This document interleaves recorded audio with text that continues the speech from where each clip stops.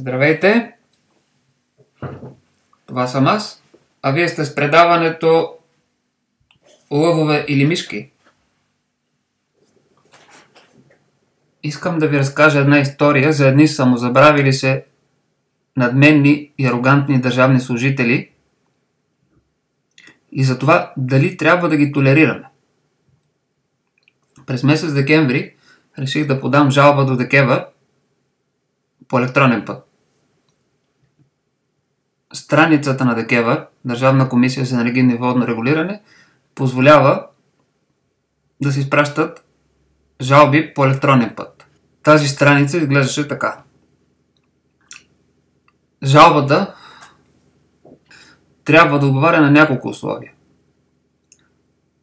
Първо, трябва да бъде подписана с електронен подпис. Когато пишем един документ, подписът, бил той електронен или саморъчен, се слага най-отдолу на документа. Т.е. той е последното нещо, което правим, когато попълваме някакъв документ, когато изготвяме някакъв документ. Странно защо господата от ДКЕВР са сложили изискването за електронния подпис като номер 1. Те имат и други изисквания.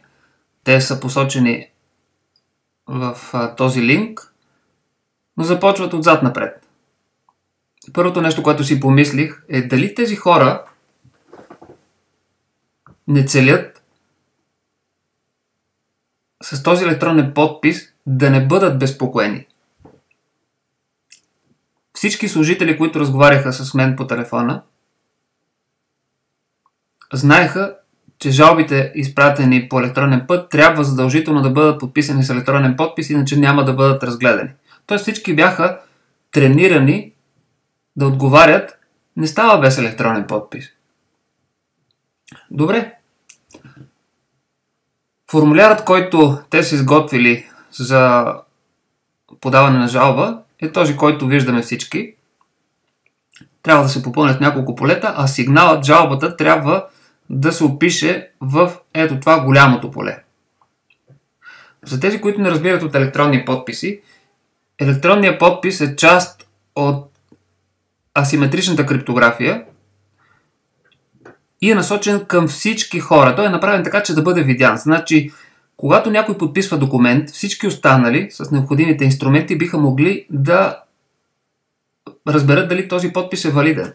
За да бъде подписан един документ, това трябва да бъде направено чрез специален софтуер. А когато се отнася до някаква страница, като тази на ДКЕВР, трябва самата страница да ни поиска електронния подпис.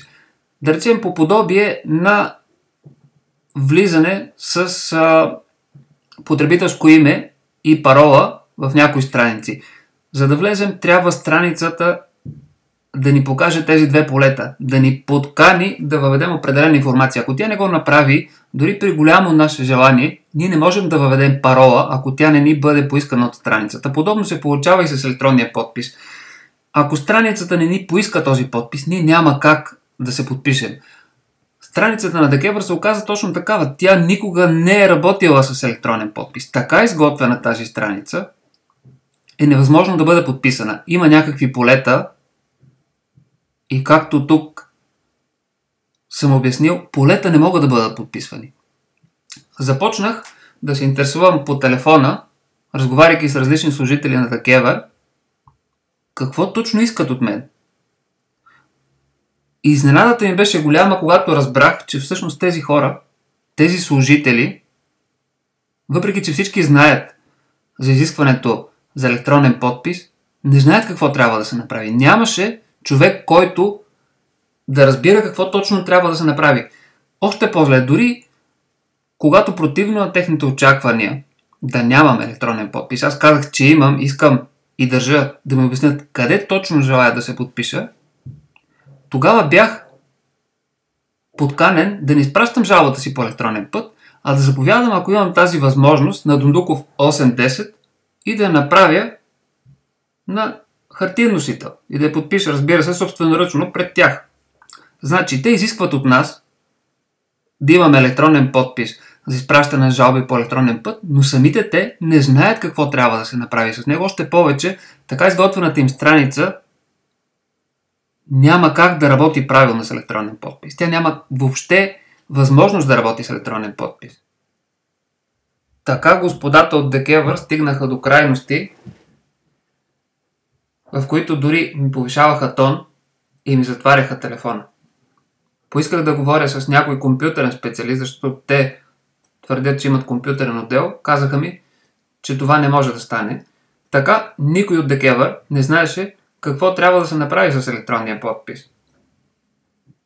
Никога не се оставяйте на служители да се държат надменно и арогантно с вас и да ви затварят телефон. Тези хора заемат поста, който заемат, за да ви обслужат. ДКЕВР, една институция от най-високо ниво, се оказа, че е създала бариери, измислила такива изисквания, за да може ние гражданите да не бъдем обслужени. Много малко хора имат електронен подпис, въпреки времената, в които живеем. Още повече, в повечето случаи той струва пари. ДКЕВР знае, че най-лесният начин за писане на жалба е по интернет. Поставяйки под номер 1 изискването за електронен подпис, така те си гарантират, че никой няма да ги безпокои. След като един човек не може да прескочи изискване номер 1, няма как да гледа следващите изисквания. Подадох жалба до омбудсмана на Република България, която жалба беше уважена, и пред него омбудсмана госпожа Емилия Савева, тогава главен секретар на ДКЕВР, се ангажира да направи проверка и да отстрани проблемите. В същото време тя обръща внимание, че гражданите могат да използват раздела оплаквани жалби, като прикачат сканирано копие на жалба на книжен носител, собственоръчно подписана от тях. Един сканиран подпис никога не може да бъде валиден. Един сканиран подпис не е нищо повече от една снимка. Господа от ДКЕВР, това са глупости на квадрат. Един сканиран подпис губи графологическите си характеристики или поне по-голямата част от тях. Той не може да бъде анализиран. Така че не се излагайте, пишейки и казвайки такива неща. Така страницата на ДКЕВР в раздела за оплаквани жалби беше променена и днес тя изглежда така. Реших да пристъпя към подготвяне и изпращане на моята жалба, затова отново погледнах условията, които са посочени тук. Те са 5 на брой. Последното е жалбата да бъде подписана от жалбоподателя. ДКЕВР твърдяха, че вече не изискват електронен подпис. В същото време електронен документ не може да бъде подписан с неелектронен подпис.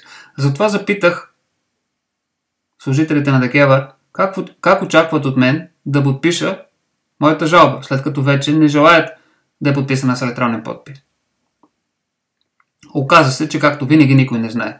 И тъй като най-добрата форма за комуникация е писмената, и ако ще се излагаме и ще ставаме заразил некъде писмено, реших да се обърна лично към председателя на комисията, господин Боев. Написах му ето това писмо. В формат А4 са някъде около 2 страници. Накратко му разказах какви проблеми съм имал с неговите подчинени, служителите на ДКЕВР. И разбира се, попитах как иска ДКЕВР да подпиша електронна жалба с неелектронен подпис. Месец по-късно получавам отговор, който е от други двама служители на ДКЕВР. Отговорът е едно изречение. Цял месец двама служители са успяли да сглобят едно единствено изречение. Сигурно един е писал първата половина и втората половина. Уведомяваме, че на вашата жалба ще бъде отговорено. Ами аз предполагам, че когато ходите в ДКЕВР на работа е за да работите. Не би трябвало да ми казвате, че ще работите. Това се предполага. Странен отговор, дори не знам на кой въпрос е отговор този отговор. Потърсих за информация господин Желев, директор на Главна дирекция контрол и решаване на спорове.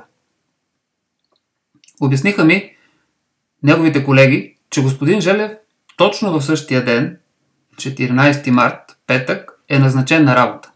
Той все още няма телефон, което ме кара да си задам следният въпрос.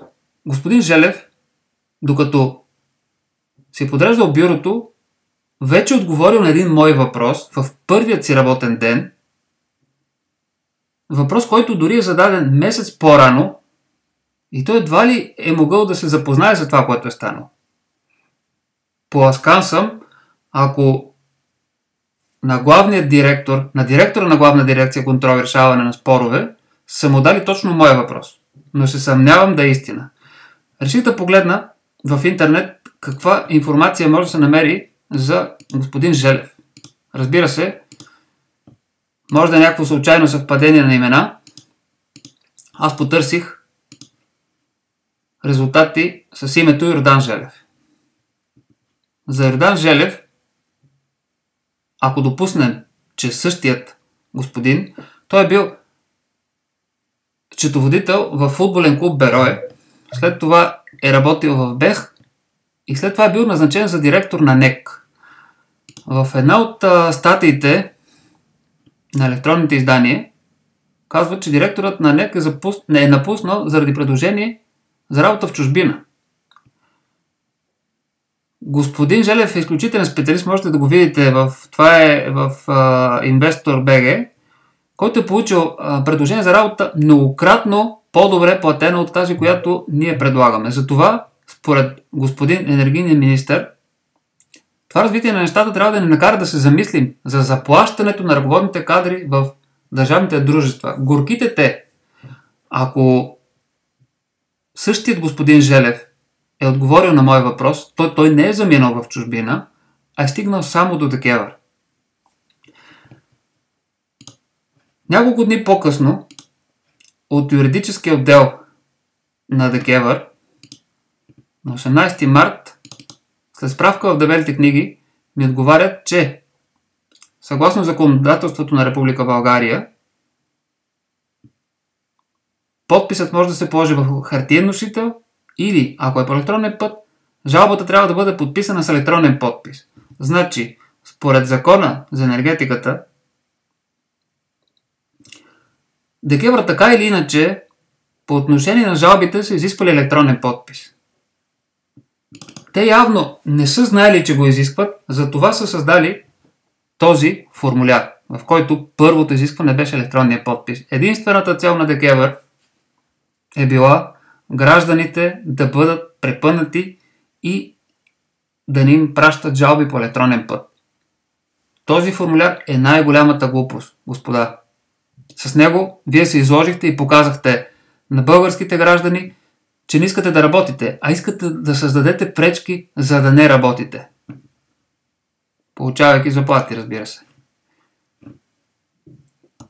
От няколко месеца се занимаваме с електронен подпис и електронна жалба. Благодарение на вашата некомпетентност, ние тъпчим на едно място. Ако вие не сте способни да решите толкова елементарни въпроси, значи вероятно не ви е мястото там. А вие ли решавате съдбата на енергетиката? Може би не. Вие сте хората, които слагат някъде своя подпис, но съдбата я решават други. И господин Боев, вие сте председател на тази комисия. Редно е да научите вашите служители как се вдига телефон. Казва се добър ден. Служителят трябва да се представи със своето име и взема на длъжност. Не се казва кажете. И когато се затваря телефон, се казва дочуване. Не се затваря ей така.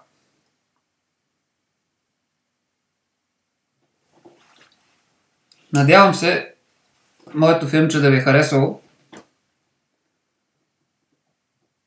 Искам да ви кажа, че трябва винаги да се борите, канализирайки енергията в правилна посока, никога с агресия.